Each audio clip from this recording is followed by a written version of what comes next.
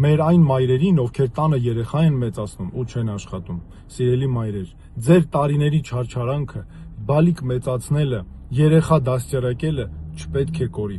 Ձեր այդ բոլոր տարիները պետք է հաշվարկվեն աշխատանքային ստաժի մեջ, ամրագրվեն աշխատանքային գրքույկում, հետո հաշվի առնվեն աշխատանքի ընդունվելիս բարձր աշխատավարձի համար, հետագայում թոշակի համար, նաև այլ մյուս առավելությունների համար։ Կլինեն մարդիկ, որ կհարցնեն, իսկ ինչպես ենք նման բանը մեզ թույլ տալիս, իսկ կարող եմ նման բան թույլ չտանք, դուք մեծացնում եք բժիշկ, զինվոր, ուսուցիչ, մեր երկրի համար, իսկ մեր պետությունը պարտավոր է ամեն ինչ անել ու գնահատել ձեզ։ Հա,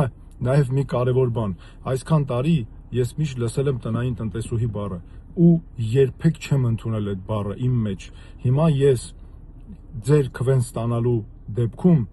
վերացնելու ենք ամբողջությամբ, այսինքն պետական քաղաքականությունից դուրս է գալու։ Դուք ոչ թե տնային տնտեսուհիներ եք, դուք հերոսներ եք, դուք մեր տան օջախը անմար պահող մարդիկ եք, մեր պետության հենասյունն եք, մեր արժանապատվության կրողն եք, մեր տան սրբությունն եք, եւ պետությունը ամեն ինչ անելու է հանուն նրա, որ ձեզ համար ամեն ինչ արդար լինի։ Խնդրում եմ, վստահեք, միայն ինձ վստահեք, ես դա եմ միայն խնդրում, այս ամենը լիարժեք արվելու է։